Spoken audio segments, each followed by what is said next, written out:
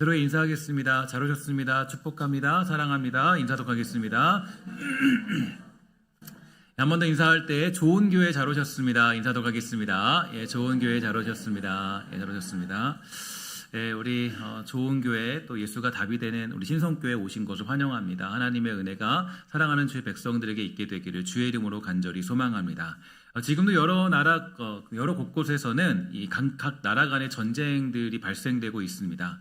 잘 알고 있는 것처럼 이 러시아와 우크라이나의 전쟁은 매우 오랜 시간 동안 진행되면서 이 참혹한 상황들을 맞이하고 있는 현실인데요. 그런데 혹시 우리들도 매일매일 영적인 전쟁, 치열한 전쟁을 치르고 있다는 사실을 알고 계십니까? 놀랍게도 그 가장 치열한 전쟁터는 바로 우리의 시선과 생각을 빼앗기 위한 이 사단과의 전쟁이라고 얘기할 수가 있겠죠. 악한 자는 어떻게든지 간에 우리의 눈을 자기들에게 고정시키려고 많은 일들을 시행하고 있습니다. 스마트폰을 켜보면 그렇게 더 화려한 것, 더 자극적인 것, 더 재밌어 보이는 것들이 끊임없이 우리의 마음을 빼앗으려고 하고 있는데 최근에 한 연구에 따르면 현대인들에게 가장 위험한 중독이 있는데요. 그 중독은 바로 마약이나 술도 아니고 바로 쇼츠 중독이라고 합니다. 그래서 이 쇼츠를 한번 보면 이상하게도 저도 종종 그럴 때가 있는데 이 쇼츠나 짧은 영상들이 있잖아요. 그 영상을 한번 보면요 끊을 수가 없어요. 그래서 이거를 보면은 나도 모르게 1시간이 지나.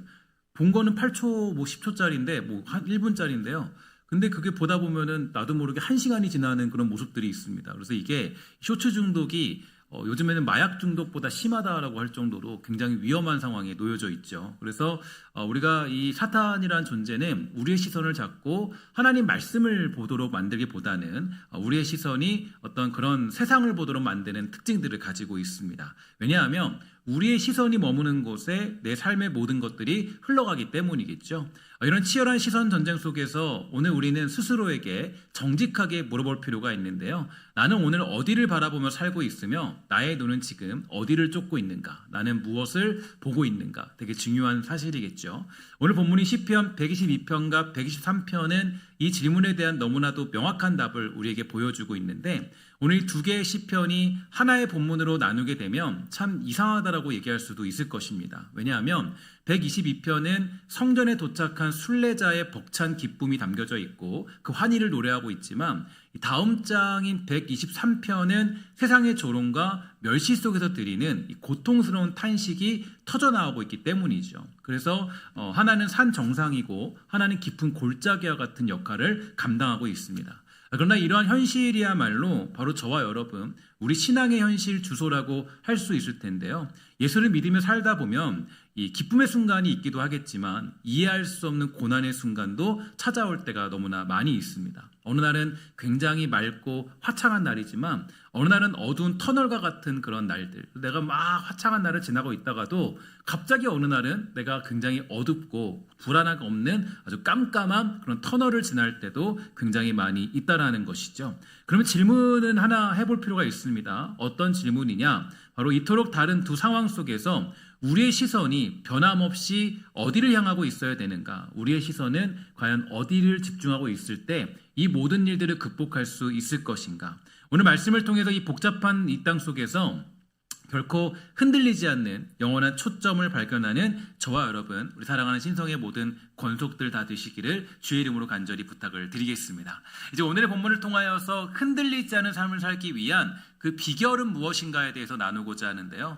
첫 번째로 우리는 나 자신의 정체성을 분명히 하는 삶을 살아야 됩니다. 먼저 시편 122편을 보면 우리가 누구인지, 우리가 발딛고 서 있는 이 교회 공동체가 어떤 곳인가를 분명하게 보여주고 있는데요. 여러분에게 교회라는 곳은 어떠한 곳일까요? 교회는 여러분들에게 어떠한 역할을 감당하고 있습니까? 여러 가지 정의와 생각들로 이 교회를 생각해 볼 수도 있겠지만 오늘 우리에게 주어진 본문은 이 세 가지로 명확하게 이 교회란 무엇인가에 대해서 정의해 주고 있습니다.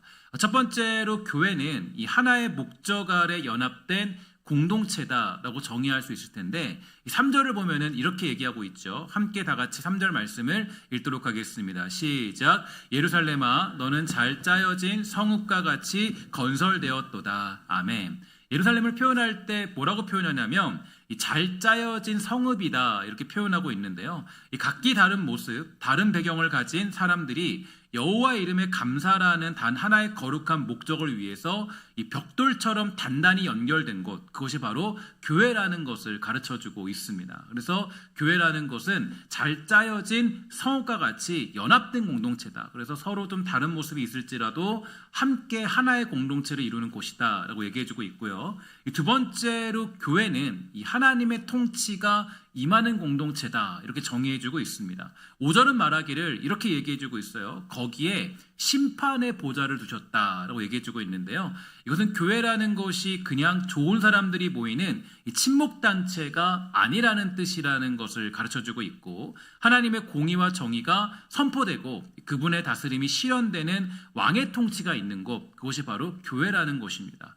또한 다윗의 집의 보좌다라고 얘기해주고 있는데, 이건 이제 교회가 그저 나 자신의 어떤 거룩한 모습을 추구하는 곳이 아니라 오직 예수 그리스도의 십자가의 구속의 은혜 아래서 믿음으로 모이는 곳이라는 것을 분명히 밝혀주고 있습니다. 그래서 예수 그리스도의 십자가의 구속 사역은 어떤 이렇게 그런 구속의 은혜 아래서 믿음으로 모이는 곳. 그래서 이것을 봤을 때 우리가 굉장히 중요한 것은 이제 종종 우리는 예수 믿는 것을 이 교회 다니는 것을 이렇게 나 자신이 스스로 어떤 거룩함을 추구하기 위해서 뭔가 더 나은 삶이 되기 위해서 교회를 다니며 또 예수를 믿는 것, 그렇게 예수를 믿는 것처럼 생각할 때가 많이 있죠. 그냥 이렇게 거룩한 어떤 삶을 추구하기 위해서 그런 것으로 생각할 때가 있어요. 그러나 분명히 해야 될 것은 예수를 믿고 교회를 다닌다는 것은 결국에 나 자신이 스스로 거룩해질 수 없다라는 사실을 고백하는 것이고요. 오직 하나님의 은혜와 십자가의 사랑만이 그 사실을 고백하는 것임을 잊지 말아야 됩니다. 그래서 교회라는 곳은 그저 그냥 나의 거룩을 추구하는 곳이 아니에요. 그러니까 교회라는 곳은 내가 하나님의 그 은혜 아래 또 예수 그리스도의 십자가의 구속 아래 그럴 때만 거룩해질 수 있다. 그러니까 내가 마치 돌을 닦듯이 그냥 나의 생활을 조금 윤택하게 하고 좀 풍성하게 하고 그런 것이 아니라는 거죠. 그래서 교회라는 것은 예수 안에 하나 되는 것을 고백하는 곳이고 오직 하나님의 은혜 안에 존재하는 공동체라는 사실을 가르쳐주고 있다라는 거죠. 세 번째로 교회는 어떤 곳이냐 봤을 때 서로의 평안을 위해서 기도하는 공동체다라는 것을 알 수 있는데요.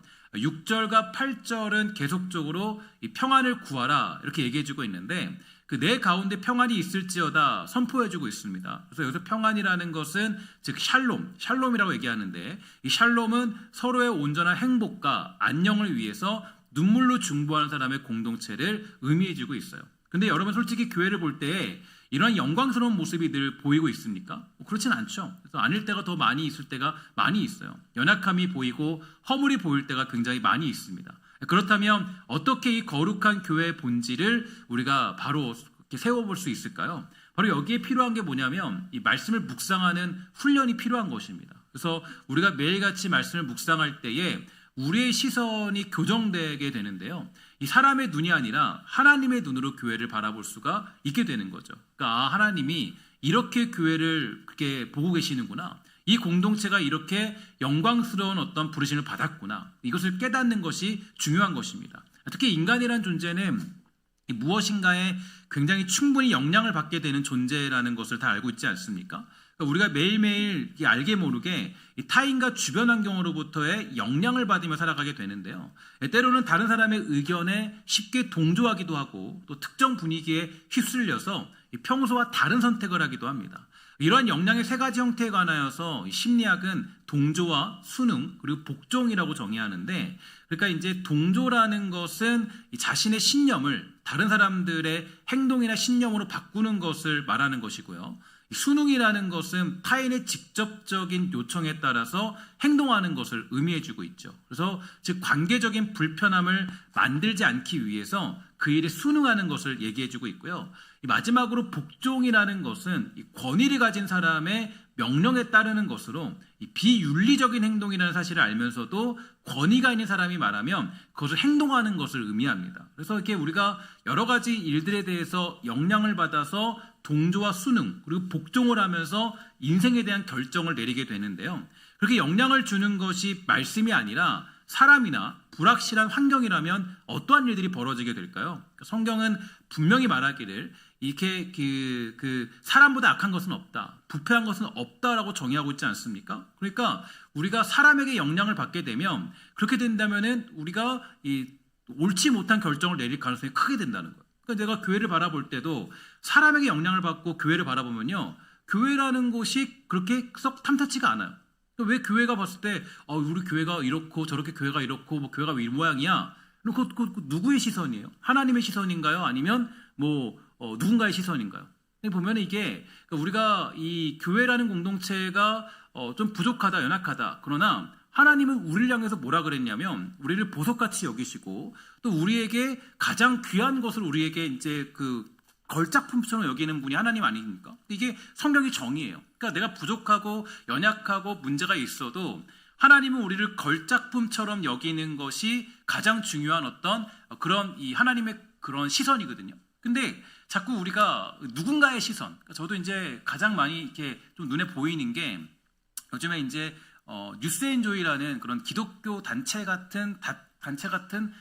아닌데 그런 단체 같은 그런 단체가 있어요. 근데 그런 단체는 그런 신문을 이렇게 내는 단체인데 그런데 보면은 이제 교회 비판이 너무 심해요. 뭐 교회 뭐 다 꺼내놓고 교회 문제 가지고 다 얘기하고 이거 문제다. 그래서 그런 것들을 보다가 교회를 보면요, 교회 소망이 없어 보여요. 여러분 보면은 누군가의 이야기를 들으면서 교회를 판단해 보세요. 그럼 교회가 교회답지 않아 보인다고. 여러분 중요한 건 뭐냐면 왜 말씀을 묵상해야 되냐면 말씀에 집중해야 되는 이유는 말씀에서는 그렇게 얘기하고 있지 않거든요. 그러니까 말씀에서는 교회를 바라볼 때 하나님의 관점으로 바라보는 거예요. 그러니까 이게 되게 중요한 게 말씀을 묵상하는 사람들은 말씀을 묵상하고 말씀에 집중하는 사람들은 불평과 원망이 없이 하나님이 말씀하시는 그 길을 가지만 말씀에 집중하지 않으면 자꾸 다른 게 보이는 거죠. 요즘에 제가 그래서 그 저녁마다 이제 주일 저녁마다 그렇게 이 불평과 원망에 대한 이야기를 하고 있잖아요. 근데 그 당시에 그 이스라엘 백성들이 가장 그렇게 했던 그 모습들을 보면은 그들이 자꾸 하나님께 집중하지 않아요. 어디에 집중하냐면은 주변 환경, 물을 먹을 게 있냐 없냐, 먹을 게 뭐 맛있냐 맛없냐, 그러니까 어때요? 불평과 원망밖에 없는 거예요. 그러니까 왜 제가 여러분들에게 말씀을 묵상하라고 말씀드리냐면 말씀을 묵상해야 하나님 앞에 영향을 받거든요. 근데 말씀을 묵상하지도 않고 맨날 누구 얘기 들어요. 저 사람 얘기 듣고 이 사람 얘기 듣고 저거 얘기 듣고 그러니까 교회답지 않아 보이는 거예요. 근데 보통 이제 그렇게 말하는 사람들은 대부분 교회에 대해서 옳지 못한 이야기를 하는 경우가 훨씬 더 많습니다. 그러니까 이제 이게 이미지가 안 좋은 거죠. 인식이 안 좋은 거죠. 그래서 제가 늘 말씀드리는 것은 하나님의 말씀에 집중해라. 하나님이 뭐라고 그러시냐. 그러니까 교회에 대해서 성도에 대해서 부족함과 연약함에 대해서 그렇게 여러분 집중하는 게 중요해요. 그래서 제가 보니까 가끔씩 보면 이렇게 뭐 전도해야 될 사람들이 있어요. 또 뭐 보면은 이제 교회에 대해서 뭐 이렇게 좋지 않은 이야기를 만나 보면요, 항상 그런 얘기예요. 뭐 교회 장로가 어떻게 했고, 뭐 교회 권사가 어떻고, 뭐 교회 집사가 어떻고, 내가 그래서 교회 못 나간다고. 교회가 그런 곳인데 어떻게 나가냐고. 근데 보면은 사람에게 들은 거잖아요. 그 얘기는요, 그렇죠? 그 사람에게 들리면 그때부터는 이게 내가 시선이 흔들리는 거예요. 교회는 분명히 예루살렘아 잘 짜여진 성읍과 같다. 하나님의 판단이거든요. 이게 하나님이 주시는 메시지예요. 근데 말씀에는 집중하지 않고 자꾸 다른 거에 바라보니까 뭐예요? 자꾸 문제가 생기는 거예요. 그래서 종종 말씀드리는 게 너무 제가 이제 이렇게 하면 괜히 또 자충수 같은데 목사에게 집중하지 말아라. 너무. 제가 말씀드린 게 뭐냐면 목사 바라보면요, 시험 들 게 한두 가지 아니에요. 저를 바라볼 때도요, 뭐 그냥 목사님은 괜찮겠지. 그럼 그때부터 시험거리 태산과 같이 쌓입니다. 그러면 보면 저를 바라볼 때도 뭘로 바라봐야 돼요? 말씀 안에서 말씀 안에서. 부족하지만 하나님이 세우신 주의 종이구나. 그러면은 부족할 게 없죠. 하나님이 세우신 모습이 있잖아요. 근데 자꾸 우리가 뭘 보는 거예요? 자꾸 다른 거 보는 거예요. 그러니까 우리의 우리가 이 영향 받아야 될 것은 말씀으로 그 모든 것들 영향을 받아야 돼요. 근데 그렇지 않으니까 자꾸 문제가 생기는 것이죠. 그래서 우리가 이 사람에게 영향을 받지 아니하고 완전하고 무오한 하나님의 말씀에 영향을 받는 인생이 되는 건 정말 중요한 것입니다. 그러면 우리는 나 자신의 정체성을 분명히 할 수 있고 주어진 교회 안에서 힘있고 능력 있는 복된 성도로 살아갈 수가 있게 되더라는 거죠. 그러니까 이 말씀을 묵상하는 사람과 묵상하지 않은 사람의 차이가 여기에 있습니다. 그래서 오늘 여러분들은 제가 질문하면 과연 사람에게 영향을 받는 사람입니까? 아니면 하나님께 영향을 받는 사람이에요? 이게 되게 중요한 질문이거든요. 그러니까 사람에게 영향을 받으면 그때부터는 좋지 않은 것들이 우리 안에 막 쌓이고 막 그것이 문제가 생겨요. 근데 하나님께 영향을 받는 사람이라면 뒤죽박죽거리지 않죠. 그러니까 사람에게 영향을 받는 사람의 특징들은요, 뒤죽박죽거려요. 왔다 갔다. 근데 하나님의 말씀에 영향을 받는 사람들, 매일같이 말씀 묵상하는 사람들은 어떤 사람들이냐면은 아주 한결같아요. 그냥 변함이 없어요. 쭉쭉쭉쭉 변함없이. 그게 바로 이 말씀에 영향을 받는 사람의 특징입니다. 오늘 우리 교회 성도들은 사람이 아닌 이 하나님의 말씀에 영향을 받아 살아가는 복되고 아름다운 주의 사람들 다 되시기를 주의 이름으로 간절히 부탁을 드리겠습니다. 두 번째로 여러분, 이 말씀을 통해 깨달을 수 있는 것은 흔들리지 않은 삶을 살기 위해서는 이 멸시와 조롱 속에서도 여전히 시선을 고정시켜야 된다는 것을 가르쳐주고 있죠. 우리가 말씀을 묵상하면서 교회 정체성을 통한 나 자신의 정체성을 지키며 살아간다 할지라도 세상은 교회와 우리를 향해서 결코 박수 쳐주지 않는 현실을 마주하게 됩니다. 그런 면에서 시편 123편은 우리가 이 땅에서 무엇을 마주하게 되는지를 적나라하게 보여주고 있는데요. 바로 멸시와 조롱을 당하게 된다는 것이죠. 3절과 4절의 내용을 보십시오. 심한 멸시가 우리에게 넘친다, 이렇게 얘기해주고 있는데, 여기서 넘친다라는 것은 경멸감이 이 목구멍까지 차올라서 숨이 막힐 것 같은 상태를 얘기해주고 있습니다. 누가 우리를 이렇게 공격합니까? 안일한 자와 교만한 자인데, 즉 하나님 없이도 잘 살 수 있다라고 믿는 사람들이에요. 그러니까 그들의 눈에 우리의 믿음은 어리석어 보이고 우리의 소망은 하찮아 보이는 거죠. 여러분, 이런 영혼을 찌르는 공격 앞에서 우리는 어떻게 버텨야 될까요? 여기서도 해답은 동일합니다. 그러니까 제가 누누이 말씀드리지만 이 말씀을 묵상하는 훈련은요, 그거는 우리가 살아가는 삶의 성도로서의 가장 큰 비결이에요. 그래서 세상의 조롱 소리가 커질수록 우리는 더 깊이 말씀 속으로 들어가야 됩니다. 이 땅의 소음을 차단하고 하나님의 음성의 영혼을 조율할 필요가 있어요. 현재의 고난은 장차 우리에게 나타날 영광과 비교할 수 없다라는 약속의 말씀을 붙들 때에 세상의 멸시는 더 이상 우리의 정체성을 흔들 수가 없다라는 거죠.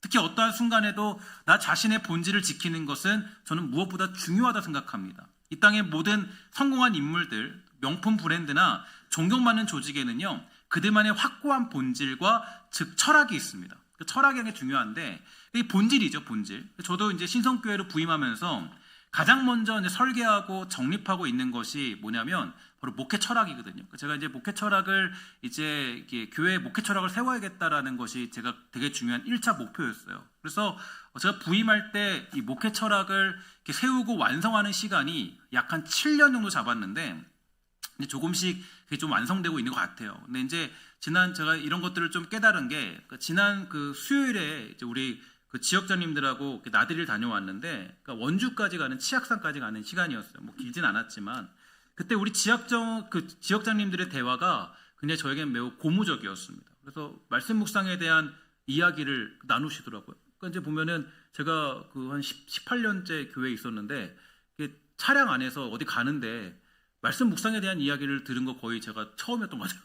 거의 처음이었고, 말씀에 대한 이야기를 나누면서 정말 우리가 정말 체결 잘 되고 있다. 하나님 말씀에 대한 이야기를 나누고, 그 일 나눈 거는 거의 제가 보면서 이렇게 하나님에 대한 이야기를 나누고, 신앙에 대한 공동체에 대한 이야기를 이렇게 사석에서 잘 나누게 된 거는 거의 제가 보니까 거의 이렇게 듣기 힘들었던 그런 순간들이에요. 물론 이제 하나님에 대한 이야기를 나눴지만, 그러나 이제 정말 정확하게 말씀 묵상에 대한 어떤 그런 현실에 대해서 이야기를 나누는 시간들을 가지는 건 제가 거의 아주 처음으로 본 것 같아요. 그래서 이제 보니까 지금 어떤 상황이고 어떤 은혜와 또 나아갈 방향들을 이렇게 얘기하고 있더라고요. 제가 함께 껴있지는 않았어요.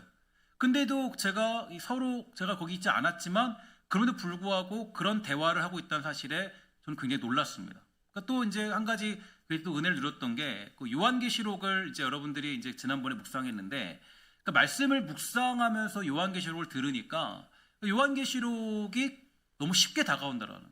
그동안은 되게 어렵고 무섭고 두렵고 이렇게 다가왔는데, 그러니까 말씀을 묵상하면서 또 말씀을 따라서 이렇게 들어보니까 굉장히 요한계시록을 쉽게 받아들일 수 있는 시간이었다라는 이야기를 듣게 되었습니다. 그래서 제가 이제 그런 이야기를 나누는 것을 제가 이제 앞좌석에 이제 타 있었거든요. 타서 저는 이제 모른 척하고 이제 다 듣고 있었죠. 들으면서 제 마음이 조금 행복했던 그런 시간들이었어요. 그러니까 이제 이게 교회라는 곳은요, 제가 누누이 말씀드리지만 이 교회는 그저 교제하는 공동체가 아닙니다. 여러분 이제 잘 기억하셔야 돼요. 그 교회라는 곳은 그저 그냥 대화하고 이야기하고 그냥 뭐 내거 그냥 한이나 풀고 뭐 이런 곳이 아니에요. 그냥 내 사생활 얘기하고 이런 곳이 아닙니다.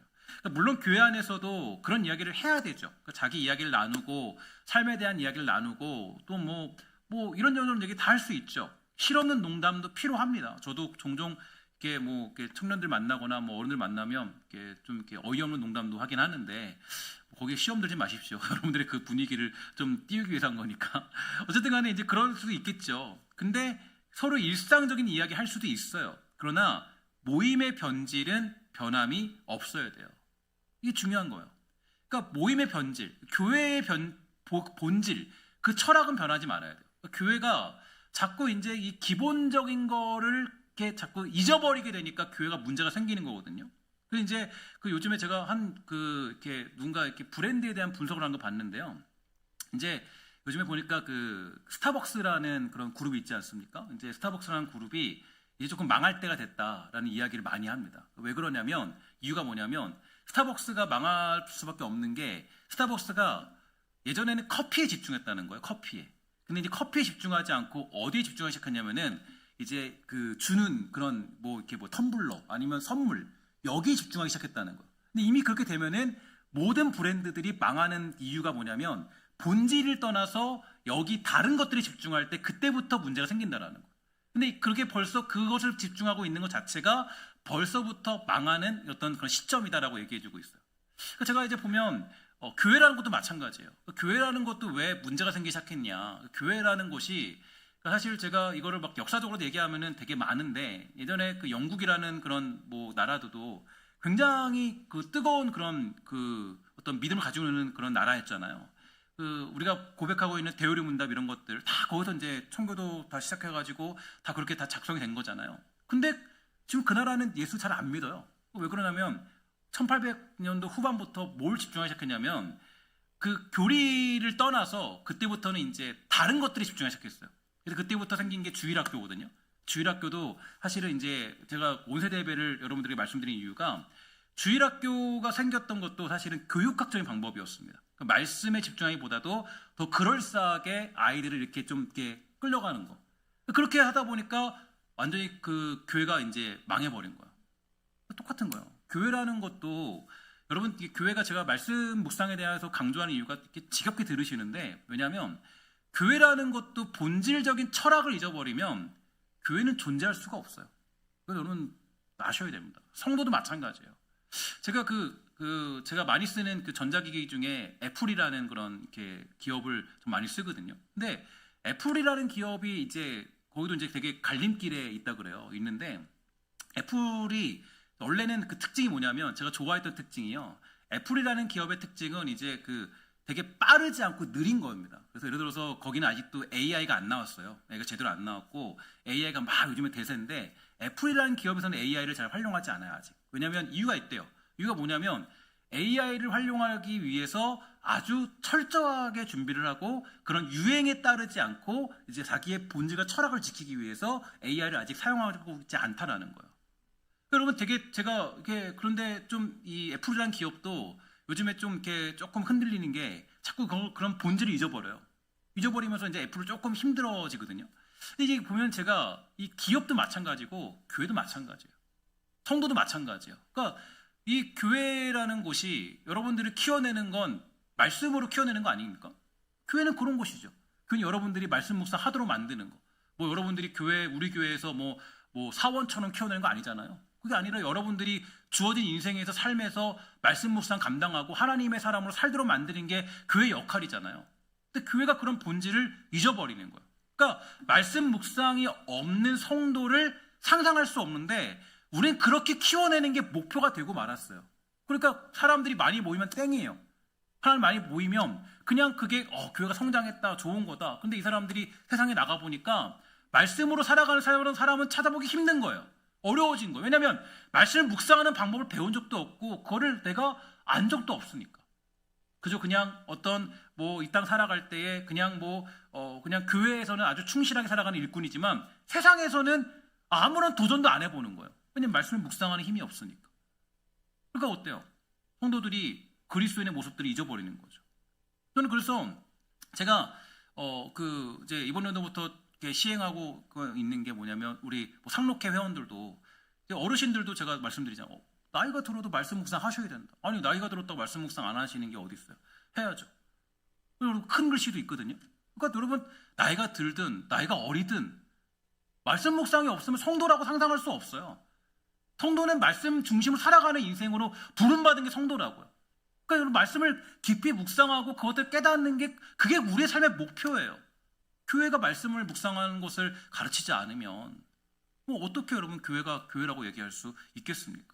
근데 이제 중요한 건 저는 그래요. 제가 아무리 이렇게 얘기해도 끝까지 난 말씀 묵상 안 하겠다는 분들 계시거든요.